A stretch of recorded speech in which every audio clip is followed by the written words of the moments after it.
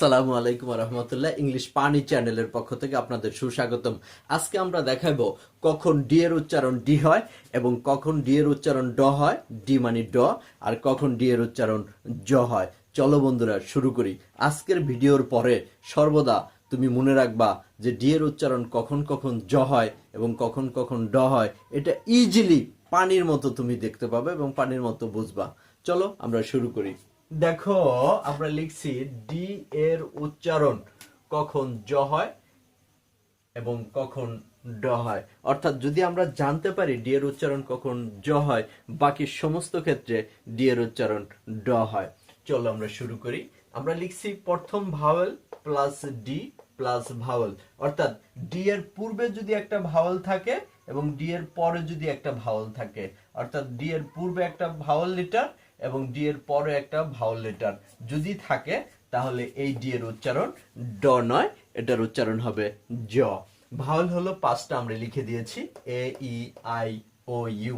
এই পাঁচটা লেটারের কোনো একটা লেটার যদি ডি এর পরে এবং পূর্বে থাকে, সর্বদা ডি এর পূর্বে এবং পরে দুইটা ভাওয়েল লেটার থাকতে হবে, তাহলে এই ডি এর উচ্চারণ হবে জ। তাহলে আমরা এটা সর্বদা পড়েছি education. No, this is not the right pronunciation. The right pronunciation is education. Education. Education. Education is the backbone of a nation. Is the backbone of a nation. তুমি আরো ক্লিয়ার হয়ে যাবা আরো কয়েকটা উদাহরণ দিয়েলে। দেখো এই উদাহরণটা, হি হ্যাজ কমপ্লিটেড, সে শেষ করেছে গ্রাজুয়েশন। আমরা কিন্তু কখনো বলি না গ্রাজুয়েশন, এটা আমরা কখনো বলি না, আমরা বলি গ্রাজুয়েশন। তাহলে এটা যদি গ্রাজুয়েশন হয়, তাহলে এটা কেন এডুকেশন হবে, কেন এডুকেশন হবে না? এর কারণ হলো এই যে দেখো ডি এর পূর্বে এবং পরে দুইটা ভাওয়েল আছে, এই যে ডি তার পূর্বে এবং পরে দুইটা ভাওয়েল আছে, অতএব ডি এর উচ্চারণ হবে জ।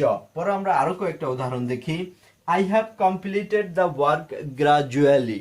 I have completed the work gradually. I have completed, আমি শেষ করেছি the work, কাজ, gradually, not gradually, because এই যে দেখো ডি আছে, ডি এর পরে একটা ভাওয়েল আছে, পূর্বে একটা ভাওয়েল আছে, দুইটা ভাওয়েল যদি থাকে, এই কারণে আমরা গ্রাজুয়ালি বলি। আমরা গ্রাজুয়ালি সচরাচর বলি, কিন্তু এডুকেশন সব সময় বলি, কারণ এটা ভুলের কারণে। এটা হবে education. This the last one is it is my individual work. Individual, এটা আমার ব্যক্তিগত কাজ। তাই ইন্ডিভিজুয়াল যেগুলো আছে, এই যে জ, অর্থাৎ ইন্ডিভিজুয়াল, আমি আমার ব্যক্তিগত কাজটি কমপ্লিট করেছি। তাহলে ডি এর উচ্চারণ কখন ড হবে? বাকি সমস্ত ক্ষেত্রে, ধরো তুমি দুইটা উদাহরণ দিলাম, গুড, ডি এর উচ্চারণ ড। শুড, ইউএলডি, শুড, ডি এর উচ্চারণ ড।